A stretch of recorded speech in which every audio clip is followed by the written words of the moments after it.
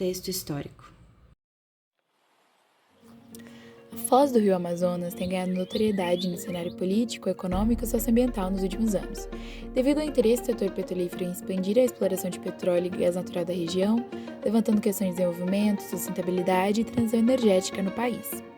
Para compreendermos esse debate, é fundamental abordarmos os aspectos históricos e geográficos da região, que se localiza entre os estados do Amapá e Pará, mas que possui um impacto nacional. Ao longo das décadas, o local foi marcado por diversos ciclos econômicos, voltado para o extrativismo, como a pesca, as drogas do sertão e borracha. Todavia, avanços nos estudos da região evidenciam possibilidade de ampliação da exploração que já ocorre na Foz do Amazonas, em áreas que poderiam acarretar ainda mais impactos socioambientais para a população residente daquela região de desalgue do rio. Os habitantes se dividem, sobretudo, em povos indígenas, ribeirinhos e uma parcela da população que foi para o norte do país em decorrência dos ciclos econômicos já anteriormente citados. Impactos socioambientais. Agora, analisando os impactos, precisamos entender que a situação na Foz do Amazonas não é apenas um debate técnico, mas um conflito de escalas.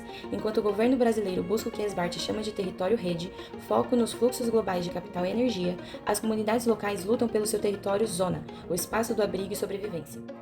Como que uma nova atividade econômica impactaria esse processo de ocupação que já está em curso, que já tem os seus benefícios, já tem os seus problemas. Essa mensuração também seria importante para avaliar se seria tão benéfico assim.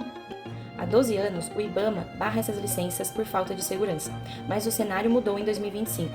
O jornal Sumalma revelou que dos 172 blocos leiloados, 118 continham irregularidades graves. 19 desses blocos foram vendidos para gigantes como Petrobras e Exxon, mas sem a avaliação ambiental de área sedimentar, que é o estudo básico para dizer se o projeto é viável ou não. E o risco não é teórico.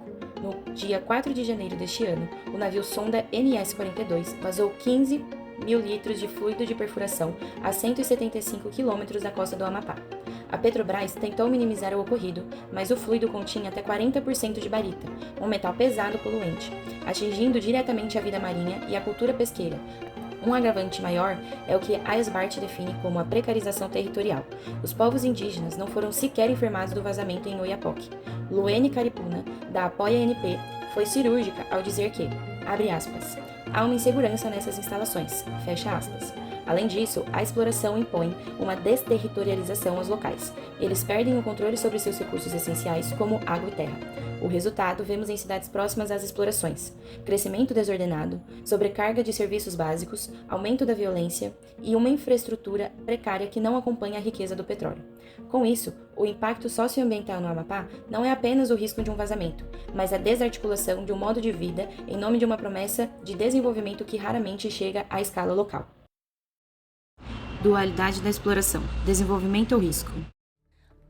A exploração do petróleo na foz do rio Amazonas não envolve apenas questões ambientais, mas também econômicas e sociais. Ela pode ajudar a reduzir desigualdades regionais, especialmente no norte do Brasil, gerando empregos, investimentos e desenvolvimento local.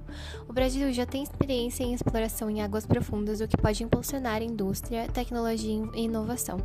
Os recursos gerados podem ser investidos em áreas essenciais como saúde, educação e infraestrutura, melhorando a qualidade de vida da população. Apesar do avanço das energias renováveis, o petróleo ainda é importante globalmente. Não explorar essas reservas pode significar perder espaço econômico e autonomia energética. Além disso, outros países da região, como a Guiana, já estão explorando o petróleo na mesma faixa geológica, o que indica potencial semelhante no Brasil.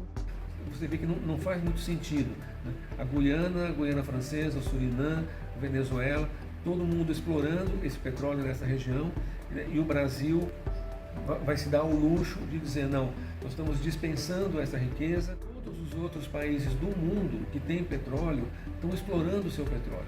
Não existe nenhum caso no planeta de um país que tenha reservas de petróleo significativos, que possam ser exploradas e que diga, não, nós não vamos explorar. Agora a gente fala sobre os problemas consequentes dessa exploração. Aquela região do Amapá e da bacia do Amazonas são áreas geopoliticamente muito estratégicas, por isso o interesse da exploração além do petróleo. Porém, para essas empresas exploradoras e para o governo, que se beneficia dos royalties, o território é considerado apenas como um espaço objetificado, físico, político, econômico livre de outras questões imateriais e afetivas.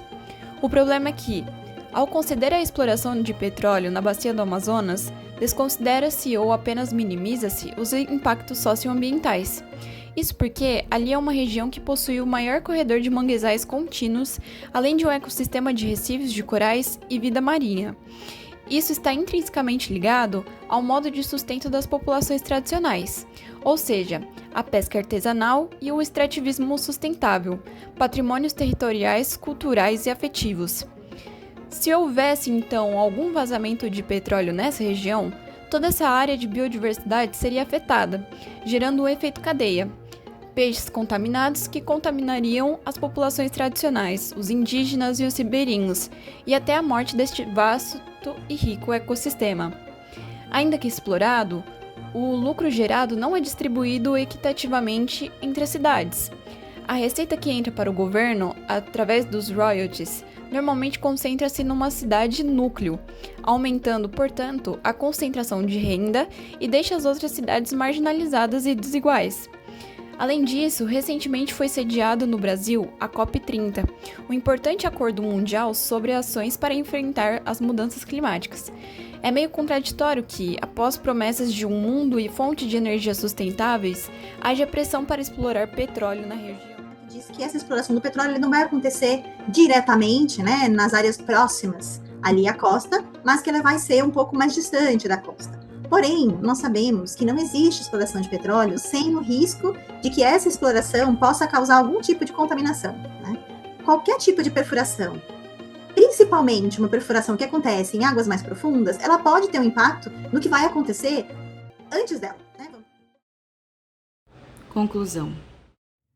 É importante salientar também que a foz do Rio Amazonas conta com uma importante biodiversidade, principalmente nos mangues, que também sofrem com esses impactos, sendo um dos maiores e mais importantes do mundo, juntamente com os recifes de corais e as importantes espécies que ali habitam.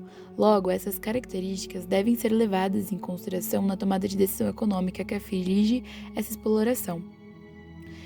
E a gente pode concluir que essa visão de corpo-território proposta por Rogério Reis Baer prevê que aqueles 500 quilômetros da costa da Foz do Amazonas fazem parte do entendimento de corpo de toda uma população, sobretudo dos povos originários que convivem ali, para além de um simples valor de uso. Pode tratar da terra descolada do povo, e o povo faz parte do território, né? E o povo faz parte do território.